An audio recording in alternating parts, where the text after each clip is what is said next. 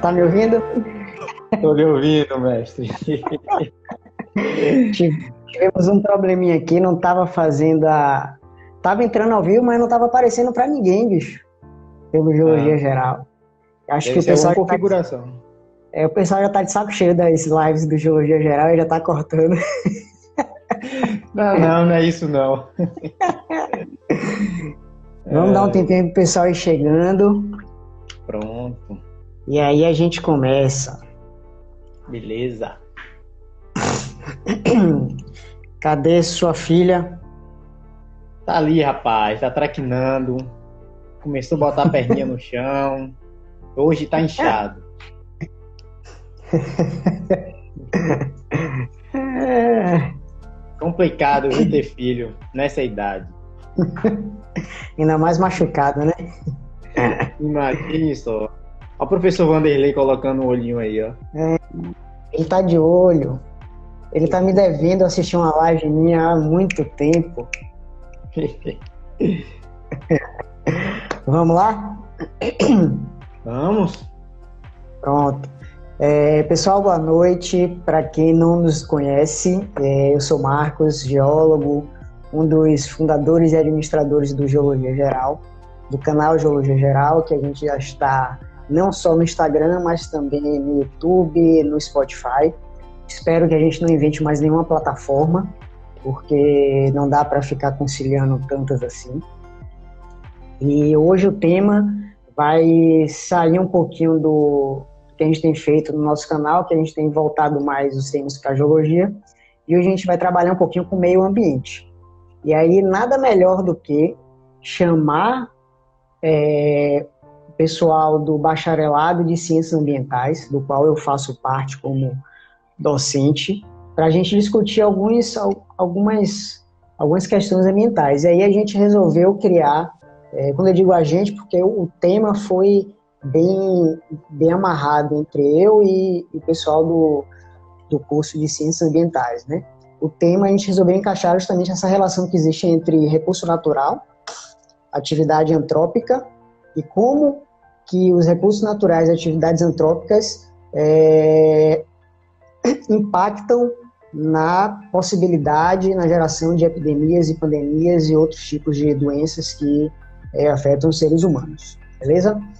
E aí, para começar, antes de começar, na verdade, o tema, eu queria que Luan se apresentasse oficialmente aqui no canal, certo? E aí a gente começa o conteúdo, digamos assim. Fala, Luan. Boa noite, pessoal. Para quem não me conhece, me chamo Luan Fábio, né? Sou discente do curso de bacharelado interdisciplinar em Ciências Ambientais da UFRB, como o professor Marcos havia dito. Então, hoje viemos com esse tema, né? Bastante atual, para a gente poder dialogar e fazer essa interação, né? Tentar abranger alguns pontos que vocês têm interesse, que vocês tenham dúvidas, e é isso aí. Antes da gente começar, Luan, como foi você que começou aí com o BCA, já que o Geologia teve problema? Quando acabar, eu quero que você salve a live para a gente jogar tanto no BCA quanto no canal lá do Geologia, certo? Certo, beleza. E aí, só mais uma vez, antes da gente começar, essa live, ela vai gerar certificado para quem quiser, certo?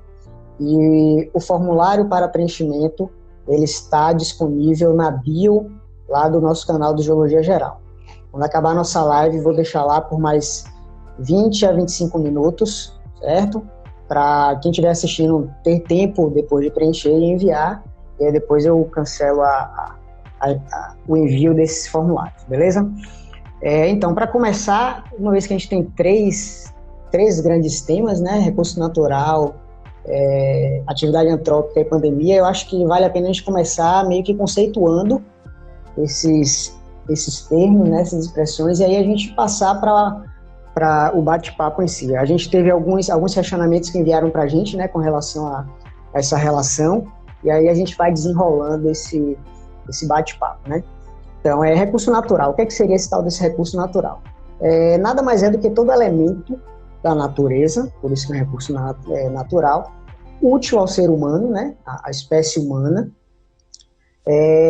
que vai trazer benefícios para o desenvolvimento da própria civilização, para a evolução da espécie humana, né, como tem ocorrido ao longo dos últimos milhões de anos, né, além de conforto e além da própria sobrevivência. Então a gente faz uso de recursos naturais, dos mais diversos, desde a água, recurso natural, até outros recursos metálicos, por exemplo, que está dando a possibilidade de a gente ter os celulares, ter o computador e ter a internet aqui, permitindo que nesse atual momento a gente consiga estar em constante comunicação.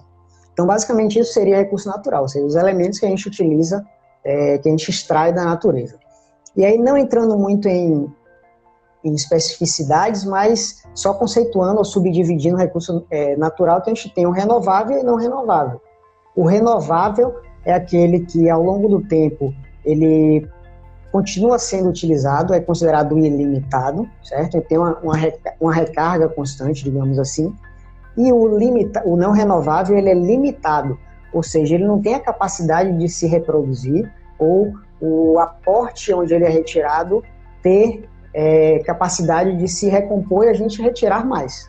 Então, tem o renovável e não renovável. Então, o primeiro conceito é esse, de recurso natural. Luan, quer acrescentar alguma coisa? Bem, não, acho que o senhor já abrangeu tudo aí. Não dá mais para acrescentar alguma coisa. Pronto, então vou conceituar a parte de atividade antrópica, que eu já vou aproveitar e fazer um link com a geologia, né? Eu não poderia deixar de passar.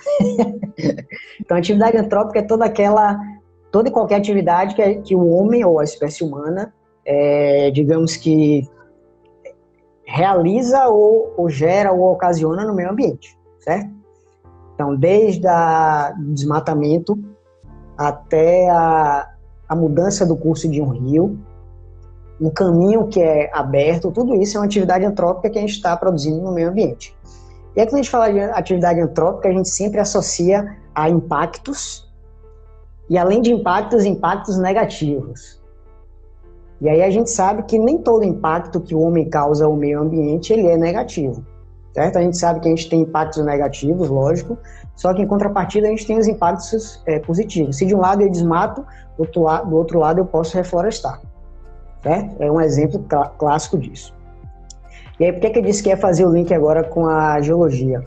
As atividades antrópicas têm sido tão intensas no meio ambiente que até uma época da escala do tempo geológico está sendo discutida como sendo a atual, que seria, no caso, o antropoceno. Seria justamente a época geológica onde o homem está deixando a sua marca registrada na natureza. E aí esse debate ele é bem interessante, porque a gente sabe que o homem está emitindo mais carbono, o homem está desmatando, o homem está poluindo, a espécie humana, né? Está fazendo tudo isso. Só que aí o debate, um dos grandes conceitos que o debate ele se torna um pouquinho caloroso será que todas essas marcas que a gente está deixando agora no meio ambiente e na natureza ficarão registradas nas rochas e nos sedimentos, para que lá no futuro, as futuras gerações, nossos bisnetos, tataranetos, etc., eles, ao encontrar esse material, consigam associar aquela rocha ao ambiente atual, analisando tudo que a gente tem feito, todas as ações antrópicas que a gente tem feito. Então, o antropoceno, ele tem trabalhado justamente nisso. Será que essas impressões ficariam registradas a tal ponto das gerações futuras daqui a 100, 200, 1000 anos encontrarem esse material e eles conseguirem associar a esse período por conta disso? Vai lá, Luan. O que você acha disso? Eu acho que, da maneira que vem os seres humanos agindo diante da natureza, né, os recursos naturais, talvez não sobre muita coisa para deixar registrado, porque não está agindo com consciência, né? Está usando de toda maneira de uma maneira excessiva, que talvez não sobre muita coisa para deixar registrado na história. Então é preciso criar essa consciência agora para a gente poder, no futuro, pelo menos sobrar, né? Alguns resquíciozinhos para a gente poder contar a história. E aí, dando essa continuidade, né, que é justamente a gente tentar deixar para gerações futuras, né, digamos assim, alguma coisa que a gente está usando, aí a gente vai muito para o que é que a gente está fazendo hoje, né, os impactos que a gente tem causado, os danos que a gente tem imprimido à natureza, qual a intensidade desse impacto e qual vai ser o reflexo para o futuro, né? E aí eu acho bastante interessante a gente redefinir 4 termos que a gente utiliza geralmente de maneira similar, todos eles, mas que tem uma certa diferença, né? Que são risco ambiental, impacto ambiental, dano ambiental e fragilidade ambiental, né? O risco ambiental, na verdade, ele nada mais é do que a probabilidade que uma área tem em sofrer um dano. Então, vamos supor que uma cidade esteja próxima de uma área natural, só que ainda não está ocasionando nenhum desequilíbrio àquele ambiente, certo? Só que há a possibilidade, então há o risco. A partir do momento em que deixa de ser probabilidade e passa a ser realidade, então a gente já entra no impacto ambiental. E aí o legal é que o impacto ambiental ele pode voltar para o anterior, né, para o risco ambiental naturalmente, por homeostasia, ou seja, o meio ambiente ter a capacidade de se autorregular. Só que nem sempre, ultimamente, né, isso tem acontecido. Por quê? Porque o homem tem realizado tantas atividades no meio ambiente que ele não tem conseguido, por si só, se recuperar. E aí entra o dano ambiental. A partir do momento em que uma área é considerada ambientalmente impactada a tal ponto de ser um dano ambiental, então o homem já vai precisar imprimir medidas mitigadoras positivas para que aquela área ela volte a ser, pelo menos em partes, o que ela era antes. Então é bastante interessante a gente falar desses termos aqui: risco ambiental, impacto ambiental e dano ambiental, certo? E aí, por fim, tem a fragilidade ambiental, que são aquelas áreas que naturalmente são frágeis e requer do homem, né, certos cuidados. Aí entra a questão das APAs, de APPs, matas ciliares, por exemplo, são áreas ambientalmente e naturalmente frágeis que requer, ou melhor, requer que tenha uma fiscalização intensa e que a gente tenha o menor contato possível, ou seja, uma menor atividade antrópica possível. E aí a gente entra... Diga aí. Não, pode continuar. Diga. Você sabe que se deixar falando aqui até amanhã, né? Então, vai me cortando. É que, hoje em dia, né, o homem ainda não percebeu que quanto mais ele se otimiza perante a natureza, mais ele se afasta dela. Então, ele vive de um modo egocêntrico, né? Que ele se acha acima de tudo, que pode dominar a natureza, dominar tudo. E ele não pode viver nesse modo para sempre. Ele tem que ligar o modo ecocêntrico, no caso, mais ecologicamente de viver, porque fazendo acontecer mesmo a interação entre a harmonia entre a natureza e os seres vivos, porque senão a gente vai acabar. Isso que você falou, que eu falava muito numa disciplina que eu dava lá na UFRB, que é Economia dos Recursos Naturais e dos Ecossistemas, onde eu trabalhava com a parte de desenvolvimento sustentável e tal. É justamente isso aí que você falou. Nós saímos da natureza, criamos células de concreto, né, se fossem escudos, justamente nos afastando da nossa ancestralidade.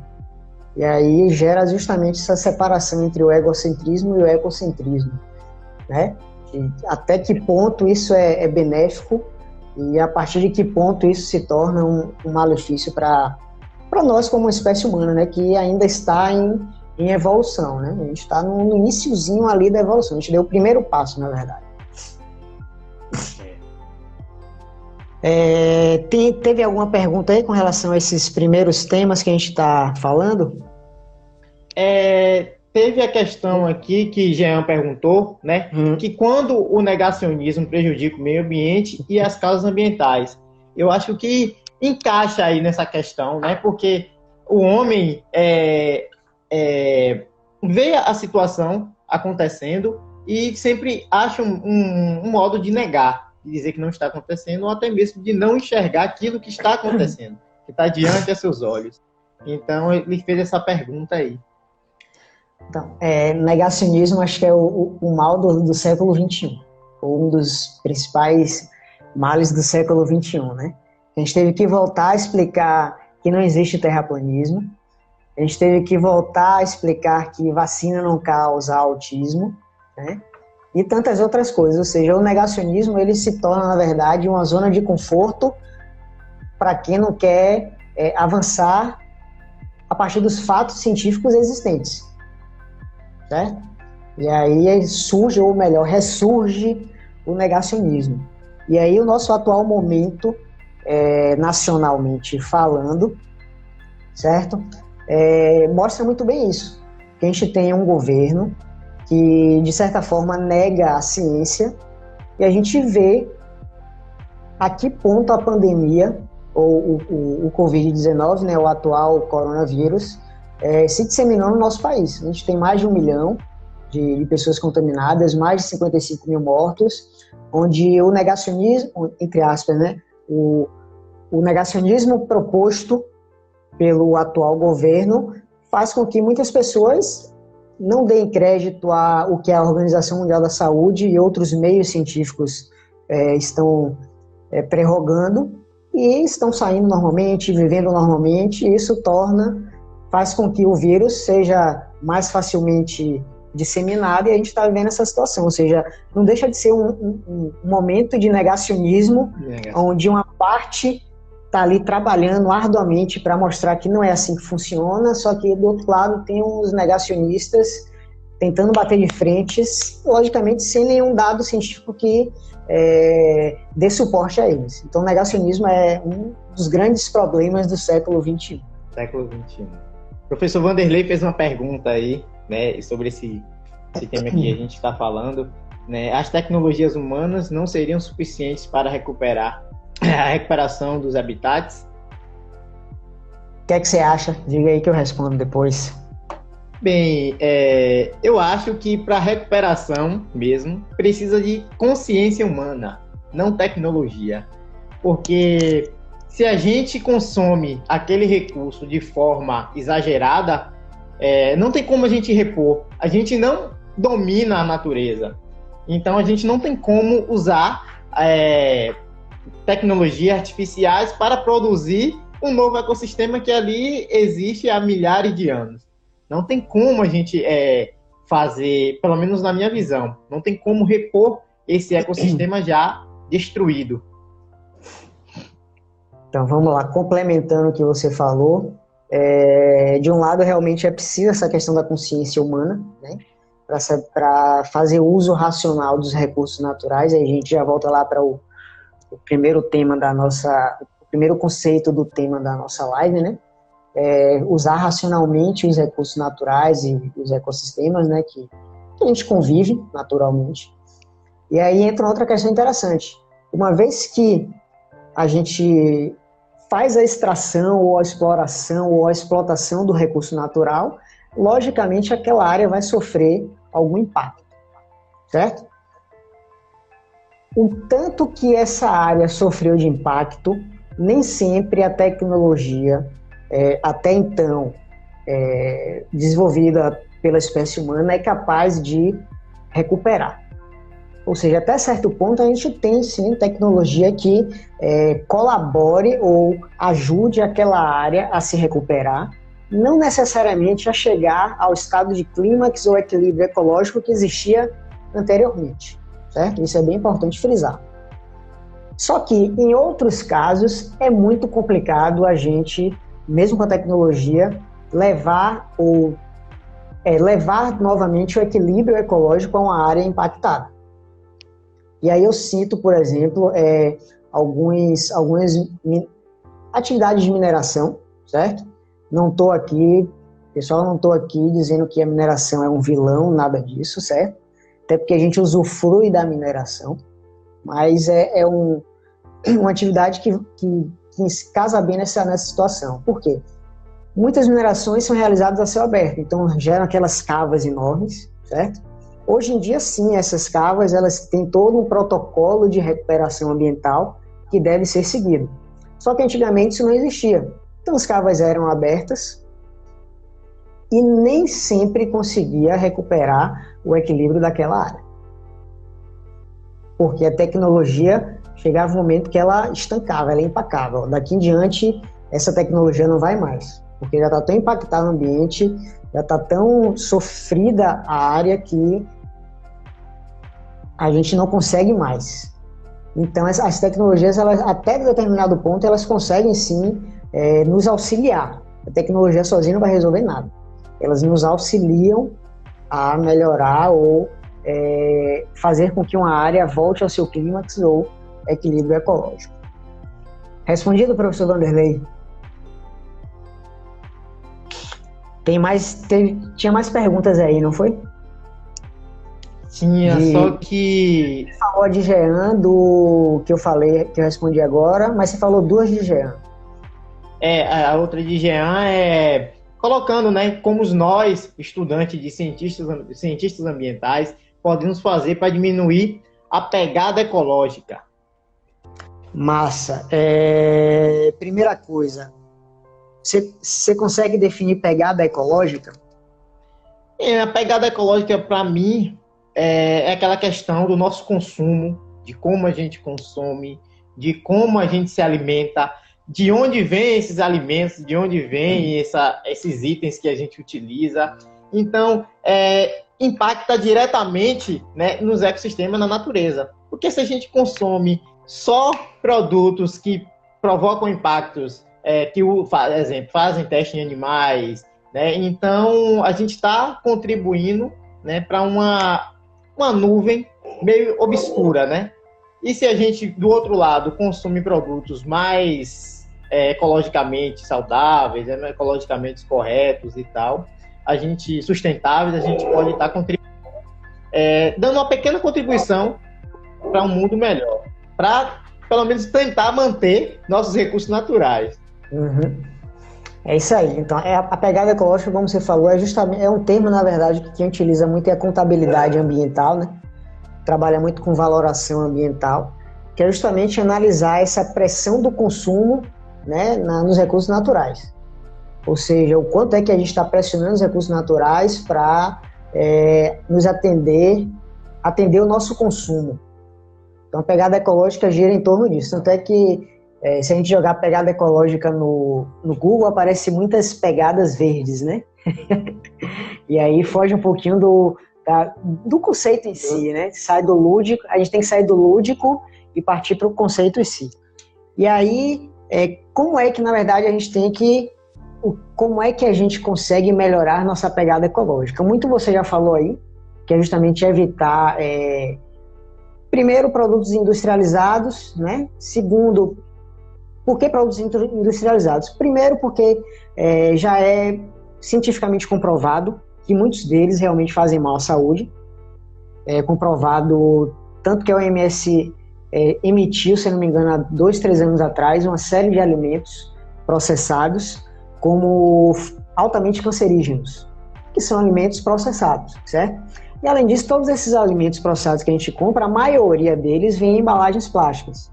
E hoje um dos grandes males da sociedade moderna é a quantidade de plástico que existe na natureza, né, no meio ambiente, que não faz parte do meio ambiente, mas que praticamente é um produto que a gente encontra em qualquer lugar. Tanto é que um outro dia aí, uma mergulhadora numa fossa submarina, lá no fundo, encontrou um peixe com um plástico. Ou seja, o plástico, infelizmente, ele está em qualquer local do nosso planeta.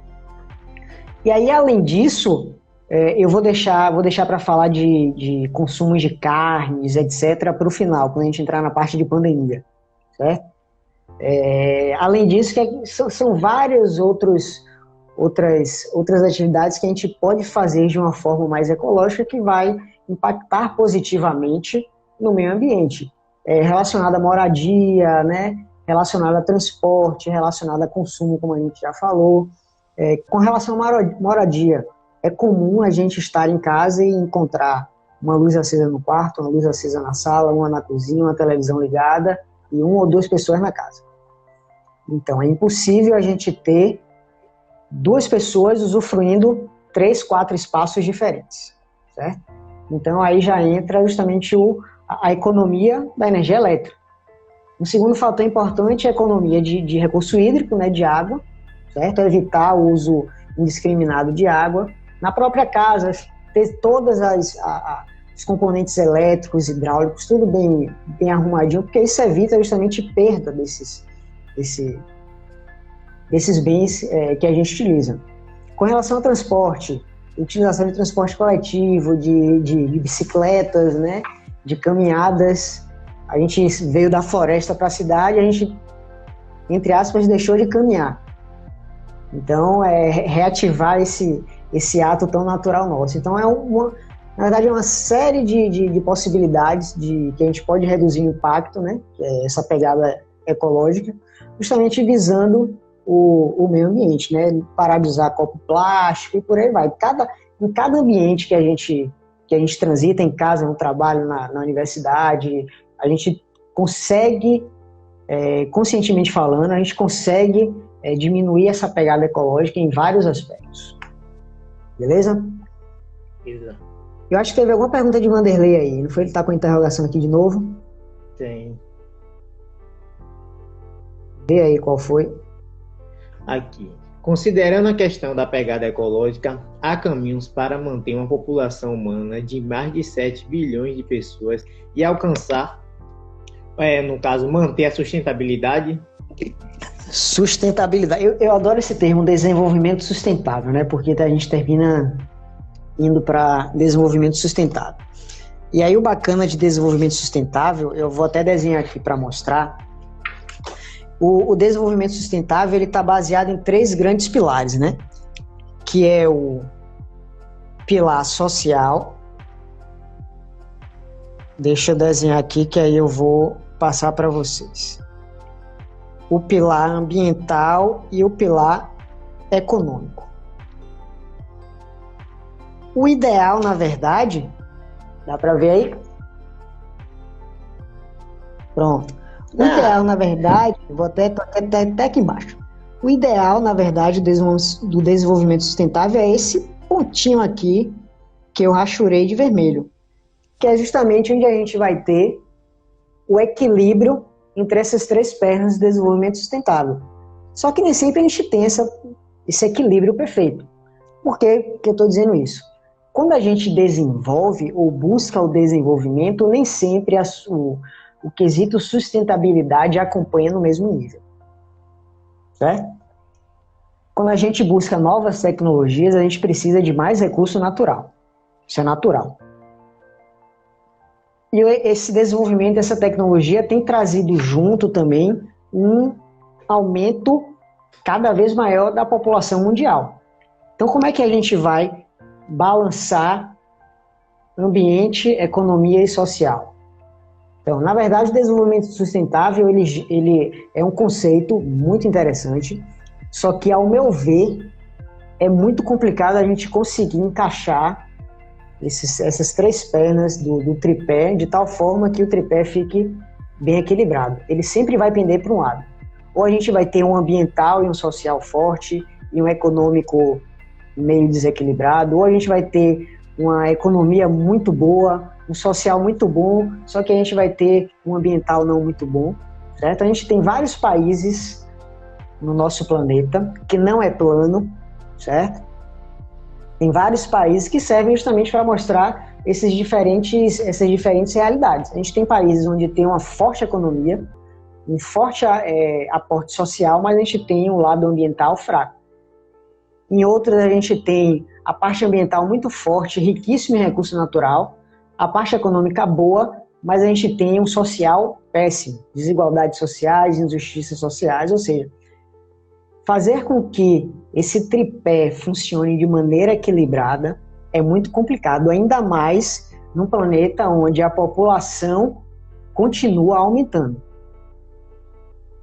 A gente, até outro dia entre aspas, eram 2 bilhões, depois foi para 5 bilhões, agora já está em 7 bilhões, e a previsão é logo 10 bilhões, 15 bilhões. Então vai chegar uma hora que a gente não vai ter praticamente recurso natural para suprir toda essa população. E aí a gente vai entrar num grande problema de racionamento de recurso natural e de alimento, de água e tantas outras coisas, energia, petróleo que a gente utiliza, vários recursos que a gente utiliza que vai entrar em decadência e a gente não, até então por mais que a gente se utilize de recursos renováveis, ainda não está no mesmo nível desses recursos que a gente utiliza, certo? Runimar pontuou que geralmente tudo que é sustentável acaba sendo mais caro, realmente é. Parece que não querem implementar uma logística que a população, a humanidade consuma produtos sustentáveis, né, para poder mesmo aquecer o mercado de produtos que têm sua obsolescência programada praticamente, porque fabricam seus equipamentos que daqui a 1 ano, 6 meses vão virar lixo, vai para o lixo, né? E não tem também uma logística reversa que reaproveite esses produtos que são descartados. Então, acaba também gerando mais lixo no nosso planeta e acaba nunca atingindo, né, um patamar ideal para um bem-estar para todo mundo. Ô Luan, vou te dar uma dica. Se você se movimentar menos, trava menos. Ah, sim, beleza. É o costume de apresentar seminários e ficar mexendo o tempo todo. Tem mais alguma coisa aí? Teve uma pergunta eu não lembro agora, acho que foi a Isha, lá do curso de Ciências Ambientais também, que ela pediu para falar um pouco da questão do desequilíbrio ecológico dentro desse viés de recurso natural e atividade antrópica. Sim. Quer falar? Não, você pode começar. Eu tá no céu. Falando então um pouquinho com relação a esse desequilíbrio ecológico, que a gente já terminou comentando aqui, à medida que a gente foi conceituando risco, dano, recurso natural e atividade antrópica, esse desequilíbrio ecológico ele vai existir a partir do momento em que o homem, antropizando o meio ambiente, aumenta cada vez mais essa interação não benéfica, digamos assim, ao meio ambiente, fazendo com que ele entre em desequilíbrio. E quais são os mecanismos que nós usamos para tornar ou fazer com que o ambiente se desequilibre? Desmatamento, grandes propriedades de pastagens, né, de grandes fazendas de agricultura, não vou citar aqui os tipos de agricultura, né, culturas de animais diversas, que utiliza extensas áreas de pastagem. Essas áreas de pastagem, elas são desmatadas justamente para serem utilizadas em prol dessas atividades comerciais. E aí isso termina ocasionando desequilíbrio a partir do momento em que a gente avança esses ambientes naturais e que até então estavam equilibrados, e os animais desses ambientes eles ficam desnorteados. Então, a partir do momento que eles ficam desnorteados, eles logicamente vão invadir, entre aspas, porque na verdade eles não estão invadindo, né? Vão entrar nessas áreas que o homem se apropriou, e aí entra aquele embate entre espécie humana e outras espécies animais. Muito a parte central do nosso país, várias áreas onde onças invadem fazendas, outros felinos, alguns répteis, alguns anfíbios, justamente porque são áreas que até outro dia eram e aí nós esse equilíbrio ele existe justamente nessa apropriação indevida, assim, feita de qualquer forma pelo homem, dessas áreas que até então estavam em equilíbrio. Certo. Isso é um ciclo, né? se você rompe esse ciclo, o restante do que era para ser um ciclo não vai mais fazer sua função. Aí mexe na cadeia alimentar dos animais, mexe em ecossistemas, mexe em toda uma cadeia completamente complexa que acaba ficando desnorteada por interesse de uma minoria que tenta caminhar, né, no sentido do progresso, mas aí acaba devastando, desequilibrando tudo. Uhum. É interessante falar que ultimamente a consciência ambiental tem aumentado por parte da nossa espécie e aí tem melhorado um pouco essa relação homem-ambiente. Só que ainda está longe de atingir um nível de consciência ambiental suficiente. Beleza. Tem mais alguma coisa aí para a gente entrar nessa parte de pandemias? Perguntas, não. Só mesmo quando a gente engrenar o assunto, que tem uma perguntinha de Jefferson. Perguntinha de Jefferson. Vamos lá. Quando a gente colocou no tema pandemias, com certeza quase todo mundo já relacionou ao Covid. O Covid-19, o coronavírus, que é a situação que a gente está vivendo atualmente. É natural. Só que aí, estou aberto aqui no computador, outras zoonoses, outras doenças infecciosas, né, que chegaram a nós como espécie humana, que não deixa de ser algo similar ao que a gente está vivendo agora, certo? Só que nós temos uma memória que falha ao longo do tempo e a gente vai esquecendo das coisas, certo? E só para citar, a gente tem, por exemplo, H1N1. Todo mundo conhece, existe vacina, existe planejamento de vacina no nosso país, que nada mais é do que gripe suína, ou seja, uma gripe que veio do porco. Eu vou falando alguns termos e lá no final a gente vai casar tudo isso, certo? A gente tem a H5N1, que é a gripe aviária, que também afeta nós seres humanos. A gente tem, voltou agora novamente na África, o ebola. Um milhão de pessoas na África, onde o principal hospedeiro é o morcego. Até a gripe suína, a gripe aviária e o ebola, cujo hospedeiro é o morcego. O outro que provavelmente surgiu na África, né, é a AIDS. E a AIDS é o hospedeiro do agente patógeno, ele veio de chimpanzés ou macacos verdes africanos. O que é que eu quero dizer com isso? Quero dizer que grandes doenças que afetam nós humanos, elas estão vindo ou têm vindo ultimamente de animais. Agora, como é que se dá essa relação da doença que existe no animal, muitas vezes endêmico ao animal, vive no animal, o vírus, ou a bactéria, ou o parasita, e aí chega até nós e causa esse problema global. É interessante falar que no último século, eu peguei esse dado, mais de 75% das doenças, das doenças infecciosas, elas foram zoonoses. Ou seja, doenças infecciosas que passaram de um animal para nós humanos. Certo? Com todas essas que eles têm. E tem tantas outras, não ia ficar aqui listando dezenas delas. Certo? E aí, como é que a doença vai sair lá do animal? Seja um porco, seja um ave, seja um morcego, seja o macaco, ou seja qualquer outro animal, e vai chegar até nós. A partir da interação que existe entre o homem e esses animais. Não é interação de, que bichinho bonitinho, de um carinho. Não é esse tipo de interação. É interação do tipo caça ilegal, alimentação a partir da proteína animal desses animais, certo? Que muitas vezes são animais exóticos, certo? Manejo desses animais. Muitas vezes a gente faz um manejo de maneira a causar estresse nesses animais. Isso facilita essa transmissão do animal para o homem. Além disso, é comum a gente ver em várias feiras, né, vários animais diferentes interagindo entre si.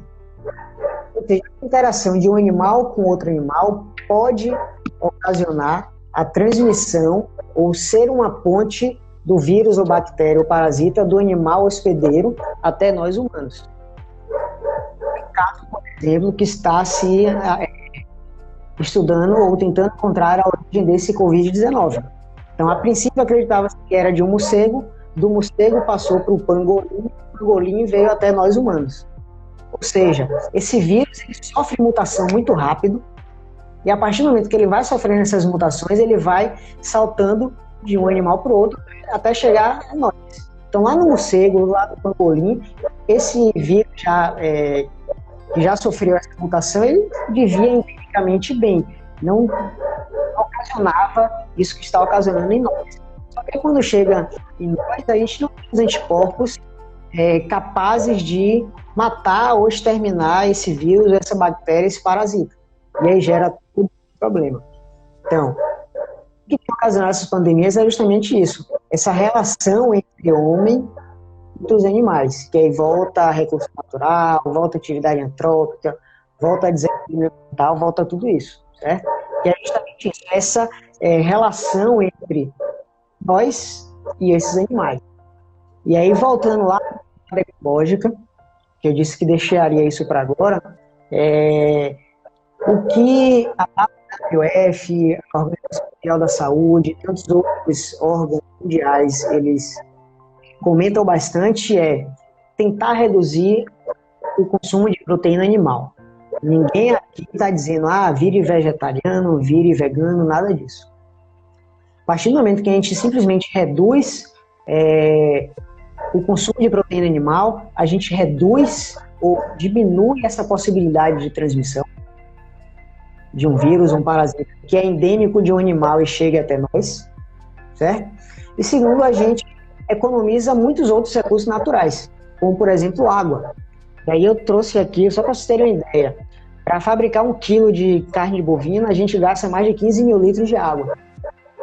Ou seja, a pegada ecológica está relacionada diretamente com o desequilíbrio, que está diretamente relacionado com preservar recursos naturais e também está diretamente relacionado a evitar ou minimizar o risco dessas pandemias e dessas doenças infecciosas. Então, ninguém está falando aqui para ser vegetariano ou vegano, parar de comer carne, só mostrando que reduzir o consumo de proteína animal evita muito desses problemas, inclusive esse que a gente está vivendo agora. Certo? É porque a gente está exposto diretamente a riscos, né? E quando a gente consome esses animais, nossas ações pode gerar alguns impactos a nós mesmos, a nossa saúde, ao bem-estar dos animais, do meio ambiente em geral. Né? Uhum. Então, a gente assume esse risco quando a gente consome esses animais. Exemplo, tem os chineses, né, que com aqueles paladares deles, exóticos, que buscam sempre estar modificando, né, sua alimentação. Então, eles invadem esses ecossistemas, esses ambientes naturais desses animais para consumir e acaba despertando, né, vírus que pode ser prejudicial à nossa saúde. Exemplo da Covid-19. Exatamente. E é só pegando o gancho que você falou, a China, inclusive, desse momento de pandemia para cá, ela já baniu a utilização de alguns tipos de animais como fonte de proteína animal para consumo humano. Então, mostrando que, de fato, evitar que isso aconteça é um passo para que novas ou futuras pandemias aconteçam, certo? E aí um termo que eu lembrei agora de não sei se foi um biólogo ou um estudante de biologia falou, é que nós andamos assando e fritando as pandemias do futuro. Uma vez que a gente continua consumindo qualquer tipo de proteína animal. Ou seja, a gente não busca padronizar aquilo que se vai consumir. Hoje eu quero consumir uma caça e quero uma sopa de morcego. Amanhã eu quero comer um javali, certo? E aí isso não é só na China. Espécies indígenas, por exemplo, elas se utilizam de caça. Então, isso também pode ser um fator de risco para possíveis pandemias, a partir do momento que esses indígenas, atualmente, eles estão em maior contato com nós, né, da cidade grande. Isso pode desencadear também novos processos infecciosos e pandêmicos. E aí, só para complementando, uma notícia de hoje, meio-dia, que foi descoberto na China mais um vírus que pode gerar uma nova pandemia no planeta. E aí esse vírus é da família do H1N1, lá da gripe suína, né, do H1 na verdade.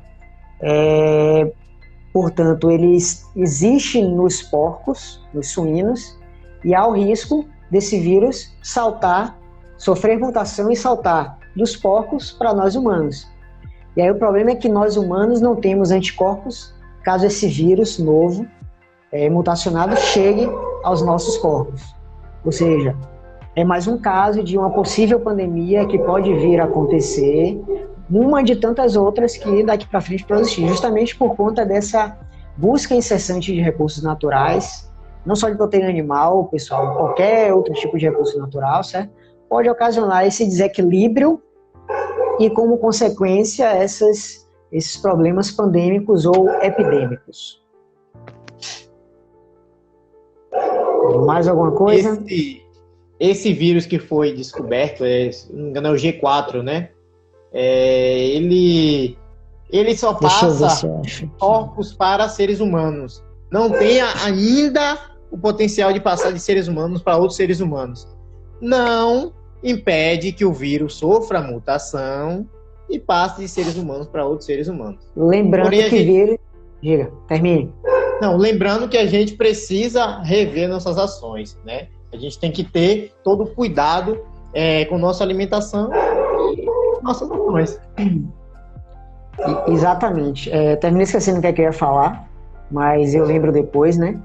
E aí Leila comentou aqui da reeducação alimentar, já que, entre aspas, vem do animal. Exatamente isso, fazer uma reeducação alimentar é um dos meios de se tentar prevenir futuros problemas pandêmicos ou epidêmicos, justamente fazer uma reeducação alimentar e escolher aquilo do qual você vai se alimentar, certo? Não escolher qualquer tipo de alimento e escolher aquelas das fontes mais seguras possíveis.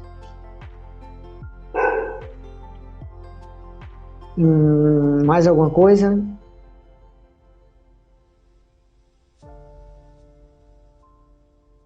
Jefferson aqui comentando que a questão alimentar está muito ligada à cultura, de ter conscientização, é exatamente isso.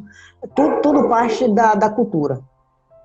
A cultura, novamente comentando da cultura chinesa. A cultura chinesa é justamente essa, de se alimentar de proteínas exóticas. Entre aspas, uma sopa de morcego, um ensopado de pangolim, e por aí vai, certo? Só que aí está começando a observar que isso pode gerar, como está gerando agora, tantos outros eventos de pandemia, epidemia, que pode acarretar sérios problemas à espécie humana.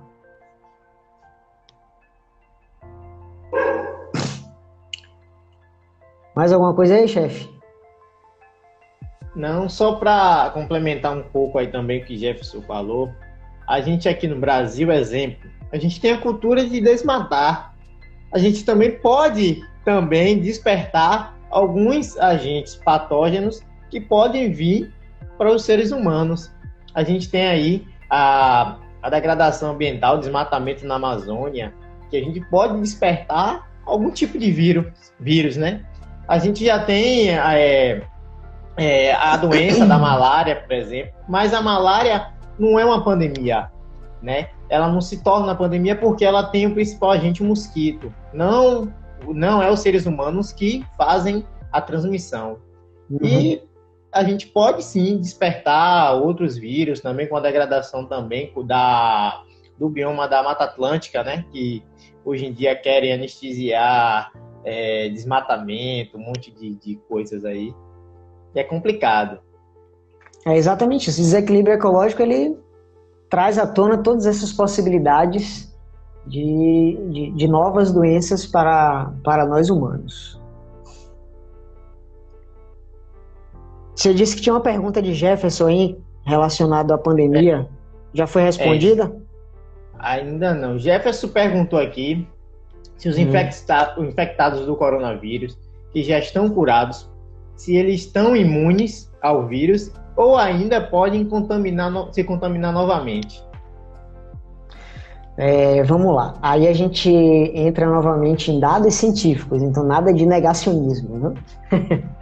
Então, tá tudo bem preliminar, os estudos estão bem preliminares ainda, certo?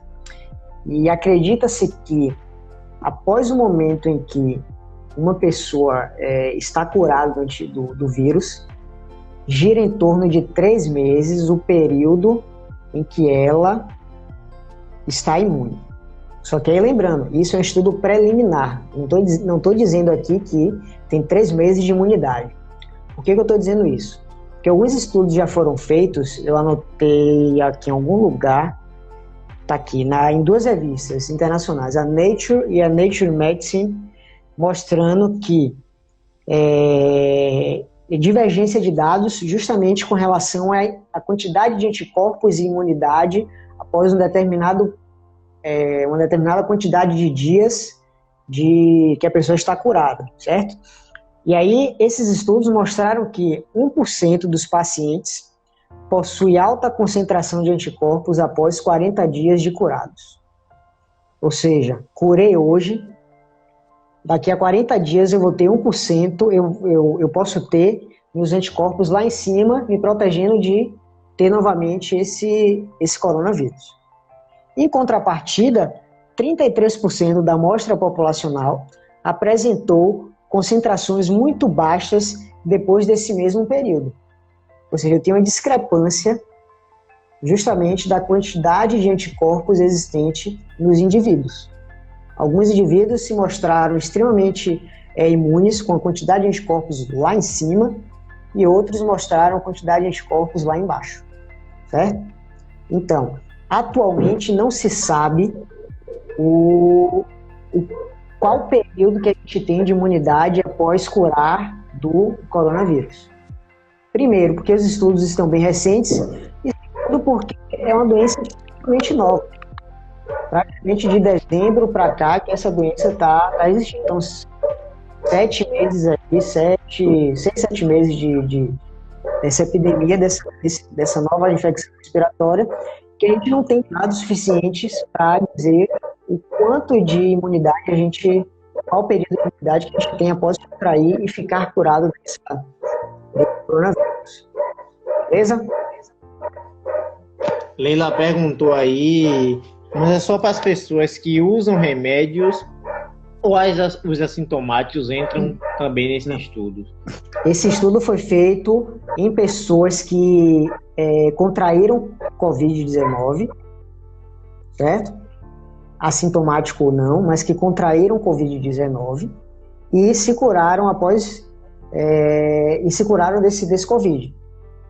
Então, o estudo foi feito tanto em pessoas assintomáticas e pessoas sintomáticas, nos dois grupos.